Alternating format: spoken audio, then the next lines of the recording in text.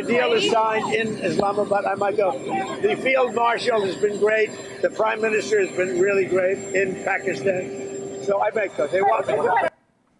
बिस्मिल्लाहिर्रहमानिर्रहीम, अस्सलाम वालेकुम नाज़रीन, आप देख रहे हैं news one tonight with me Syed Asim Raza. और नाज़रीन, अच्छी खबरें आ रही हैं और डेफिनेटली डोनाल्ड ट्रंप का शॉट आपने देखा जिसमें वो कह रहे हैं कि डील हो रही है और मैं आई वुड गो और माइट गो टू इस्लामाबाद। और फील्ड मार्शल और वज़ीर आज़म की उन्होंने तारीफ़ की। उसके अलावा हालिया जो ट्वीट्स आई हैं, कल लबनान के हवाले से जो जंग बंदी हुई, फील्ड मार्शल आसिम मुनीर साहब का शुक्रिया अदा किया गया बाक़िर कालिबाफ की जानिब से कि उन्होंने वहाँ पर बैठ के सफारतकारी करते हुए डोनाल्ड ट्रंप से मामलात को तय किया। नेतन्याहू पे दबाव डाल के सीज़ फायर हुआ।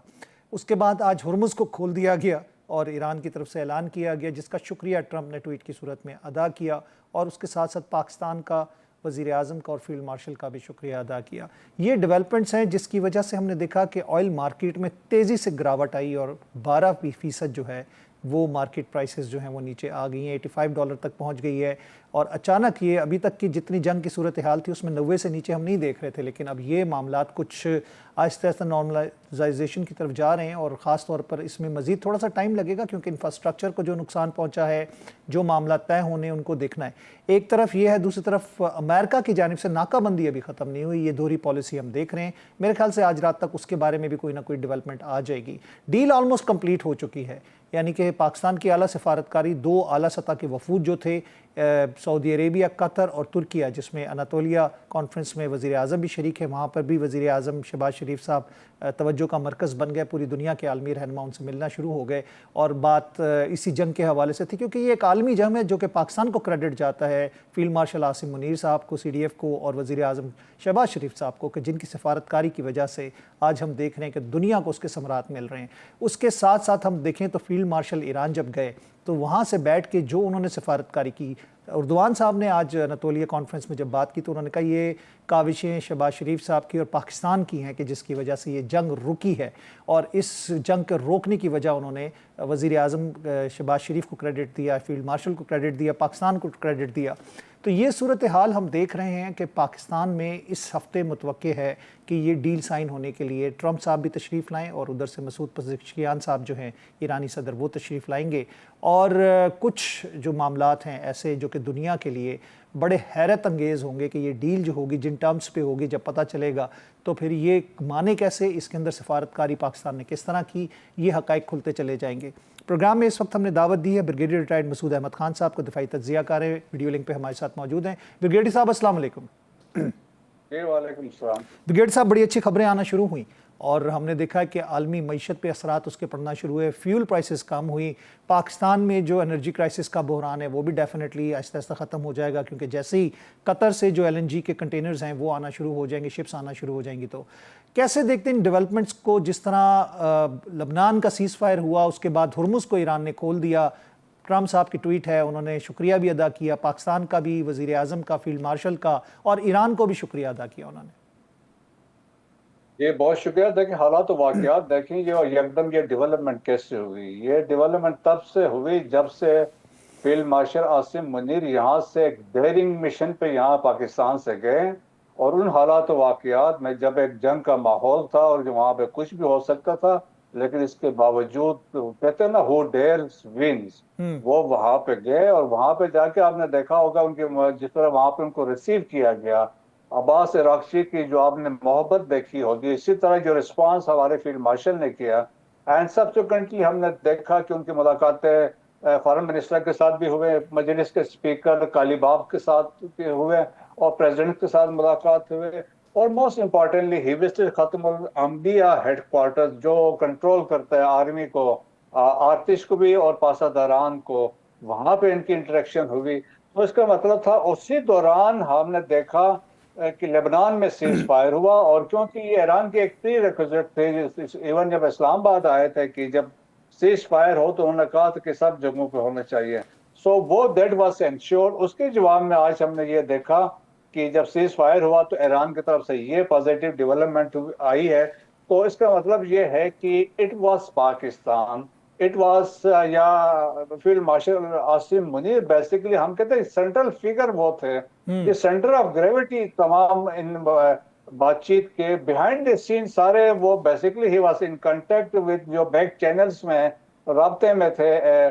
और अभी भी जो आपके ख्याल में जो ईरान में हुआ है, तो उसका मतलब यकीनन वो चीज़ें कम्युनिकेट कर रहे थे विद अमेरिका के साथ भी वहाँ से बराबर, और बेसिकली उनको भी ऑन बोर्ड लिया जा रहा था। तो अब मेरे ख्याल में बहुत ज़बरदस्त किस्म की डेवलपमेंट हुई है। पाकिस्तान ने अपना आप को मनवा लिया है। पाकिस्तान की रेलेवेंस एक जियो स्ट्रेटेजिक मीडिएटर के तौर पे उभर आई है, और पाकिस्तान ने वो कर दिखाया जो पिछले 47 साल में बड़ी बड़ी ताकतें तैयार नहीं थी। अब इस जब जंग में भी बहुत सारी तो कुव्वतें तैयार नहीं थी, लेकिन पाकिस्तान ने करके दिखाया, बिकॉज ईरान का ट्रस्ट पाकिस्तान पे था, खलीजी ममालिक का ट्रस्ट पाकिस्तान पे था, अमेरिका का ट्रस्ट पाकिस्तान पे था। और आपने देखा होगा अमेरिका ने, चाहे president Trump, he spoke very high of prime minister and field marshal. Similarly JD Vance है, मार्को रूबियो हो, या स्पोक्स पर्सन है कैरोलिन लेविट थी। तो दैट वाज द क्रेडिबिलिटी जो पाकिस्तान ने एस्टेब्लिश की। सो पाकिस्तान इज द आर्किटेक्ट हम कह सकते हैं इसको। और पाकिस्तान देखें कि हैज नो एमर्ज एक दुनिया के नक्शे पे, और पाकिस्तान को वह प्राइम मिनिस्टर ने और फील्ड मार्शल ने एक नई बुलंदी पर पाकिस्तान को लेके गए हैं। और मैं तो इसको हमेशा कहता हूँ जिस मार्के हक 2 है, कि जिसमें पाकिस्तान ने मार्के हक 1 में इंडिया को शिकस्त दी थी, इसमें भी हमने इंडिया को भी शिकस्त दी है, लेकिन लड़े बगैर दी। इसराइल को भी शिकस्त दी है ब्रिगेडियर साहब। अच्छा, इसमें हम देख रहे हैं कि बड़ा स्मार्ट मूव जो दोनों वफूद गए, क्योंकि शहबाज शरीफ साहब और उनकी फैमिली के जो जीसीसीआई कंट्रीज़ के रहनुमा हैं, उन रहनुमाओं के साथ, बल्कि मैं ये कहूँगा कतर हो जाए, सऊदीया हो जाए, दीगर हो जाएं, उनके साथ ज़ाती ताल्लुकात हैं। उर्दवान साहब के साथ भी उनके ज़ाती ताल्लुकात हैं। इधर फील्ड मार्शल आसिम मुनीर साहब के ईरान के अंदर जो हैं उनके मरासिम बहुत अच्छे हैं, और हमने देखा कि ट्रस्ट बिल्डिंग के हवाले से उनके किरदार को बड़ा सराहा जा रहा है। जिस तरह जैसे लबनान में सीज़ फायर हुआ और 10 दिन के लिए आपने देखा कालबाफ साहब की ट्वीट आई और उसके बाद उनका बयान आया, शुक्रिया अदा किया उन्होंने आर्मी चीफ का, फील्ड मार्शल आसिम मुनीर का। तो ये बड़ी स्मार्ट मूव थी कि दोनों पैरेलल जो वफूद गए, उन्होंने आलमी सियासत में एक ऐसा एक माइलस्टोन सेट कर दिया है जो रहती दुनिया तक तारीख में लिखा जाएगा। हाँ बिल्कुल, देखें प्राइम मिनिस्टर का जाना जो इम्पोर्टेंट कंट्रीज थे, और वहाँ पे बेसिकली वही वाज देयर टू, एक तो ब्रीफ भी करना चाह रहे थे, दूसरा उनका ब्रॉडर सपोर्ट लेना चाह रहे थे, और एक दोबारा रीअलाइनमेंट हम अपने पाकिस्तान के उस एफर्ट के साथ कर रहे थे, तो वो उसमें वो कामयाब रहे।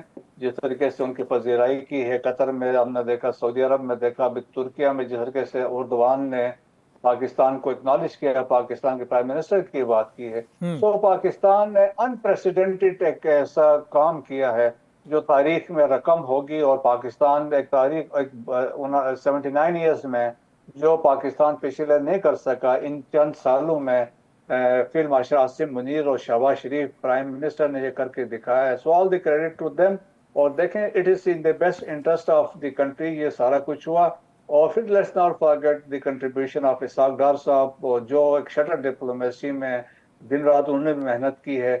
और फिर आप देखें कि जो लोग इनके पीछे बिहाइंड द सीन इस तमाम पूरी टीम इनकी फैसिलिटेट कर रहे थे, जो टीमें थी, चाहे वो आर्मी के थे, चाहे प्राइम मिनिस्टर के साथ थे, या फॉरेन ऑफिस के लोग थे, इन सब को क्रेडिट जाता है कि उनके अथक मेहनत से पाकिस्तान ने ये मकाम हासिल किया। ब्रिगेड साहब, let's talk about the points, यानी कि अगर हम दोनों को पॉइंट्स टेबल के ऊपर अगर देखते हैं, जो शराइत थी और उसके बाद अब क्या चीज़ बाकी रह गई है, क्योंकि हमने देखा था ट्रंप साहब ने ऐलान कर दिया है मैं तो इस्लामाबाद जाऊंगा, यानी वो क्रेडिट लेने के लिए भरपूर अंदाज में तैयार हैं। बयान आपने देखा होगा जिस तरह उन्होंने कल बयान दिया था कि I might go, I would go. तो अब बात ये आती है कि इसका मतलब ये है कि तमाम शराइत पूरी हो गई हैं, बस एग्रीमेंट की साइनिंग सेरेमनी रह गई है। हाँ बिल्कुल ऐसे ही है। देखें कि ये तो ड्रॉप तो बड़े एक्सचेंज होते रहे, जो 2-3 को अगर इरिटेंट्स थे लगता है वो भी एड्रेस हो चुके हैं, और सब यहाँ पे अभी साइनिंग सेरेमनी के लिए ये प्रोटोकॉल होगा। यहाँ पे लीडरशिप दुनिया की देखें, चाहे यहाँ पे ट्रंप के अलावा मसूद पज़ेश्कियान भी होंगे, लेकिन इसके अलावा बाकी लीडर्स भी लाइकली यहाँ पे इम्पोर्टेंट लीडर्स आएंगे, जिसमें कतर के होगा, सऊदी अरब के होंगे, तुर्किया के होंगे, इजिप्ट के होंगे, यूरोपियन कंट्रीज के होंगे। तो आप देखें ये बोर्ड ऑफ पीस की साइनिंग हो रही थी, तो उसमें बहुत सारे लोग पहुंचे थे। तो बोर्ड ऑफ पीस का इतना लेवल नहीं था जितना एक कैटास्ट्रॉफिक या अनफिलिग्रेशन एक ऐसी जंग को हमने रुकवाया है। तो मेरे ख्याल में बाकी लोग आएंगे, फिर वो ये देखेंगे 47 साल का एक झगड़ा था, तो उसके लिए भी उसको यहाँ पे एड्रेस किया जा रहा है, तो लाइकली है यहाँ पे बड़ी हलचल होगी। और हलचल के ऑलरेडी इस्लामाबाद में पूरी दुनिया बड़ी की जोर क्रीम, शोर से ब्रिगेडियर किया। साहब आपने उर्दुआन साहब का जिक्र किया, MBS साहब का जिक्र कर रहे हैं, मोहम्मद बिन सलमान साहब का, उसके अलावा अंतोनियो गुतरेस की बात की जा रही है,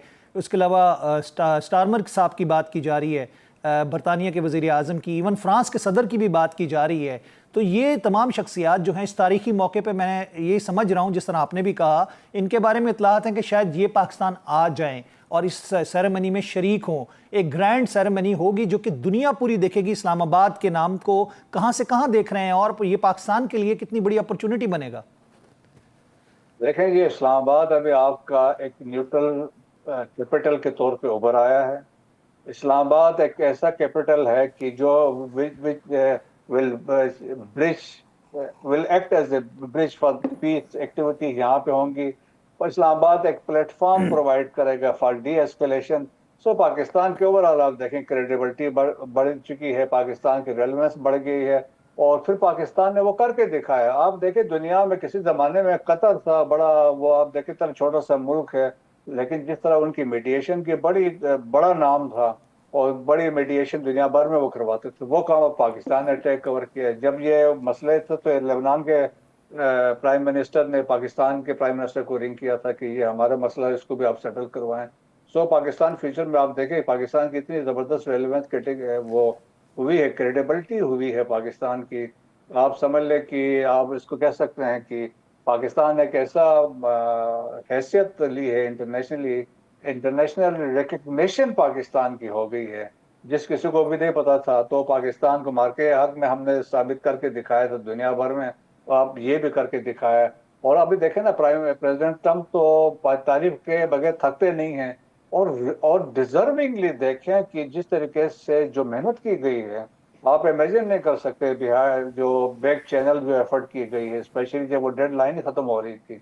ब्रिगेड साहब हमें नज़र ये आ रहा है कि हमारे पड़ोस में तो आग लग गई थी सिर्फ JD वेंस के आने के हवाले से, और उनके पेट में मरोड़ उठ गए थे, लेकिन अब तो इतनी बड़ी सेलिब्रिटीज़ और इतने बड़े अहम रहनुमा पाकिस्तान में होंगे जो कि महवरे दुनिया भी होते हैं, और जिनके नाम से मेरे ख्याल से मिलने के लिए मोदी साहब उछल उछल के गले मिलने की कोशिश करते हैं। उनका इस्लामाबाद अगर आ जाना हुआ तो वहाँ पे हालात क्या होंगे भारत के अंदर?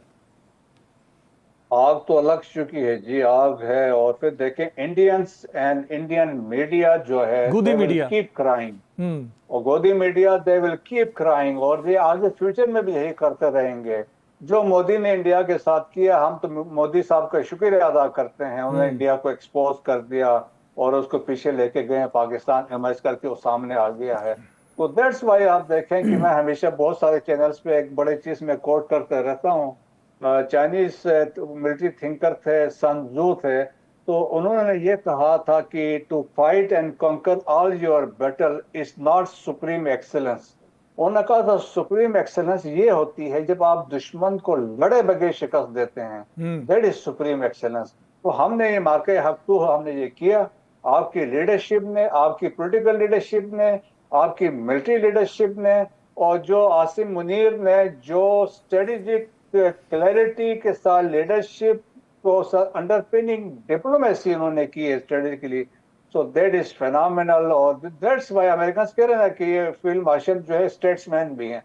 सो मेरा ख्याल में अब इंडिया में आग लगी है, वहाँ पे जो समझदार लोग हैं वो यही कह रहे हैं कि इंडिया को लेट डाउन कराने में गोदी मीडिया का बड़ा हाथ है। जब मार्के हक हुआ तो वो बड़े दावे कर रहे थे। अभी आप देखें, बड़े सिंपल सी बात थी, जब वो धुरंधर 2 लॉन्च कर रहे थे और जिस पे उसमें फिल्म में पाकिस्तान पे ओवर पावर होते हुए दिखाई दे रहे थे, तो हम यहाँ डिप्लोमेसी कर रहे थे और स्ट्रेटेजिक डिप्लोमेसी कर रहे थे। हम स्लोगन्स पे नहीं जा रहे थे, हम मीडिया शोशा पे नहीं जा रहे थे, हम ग्राउंड रियलिटीज पे प्रैक्टिकली हम मेहनत कर रहे थे।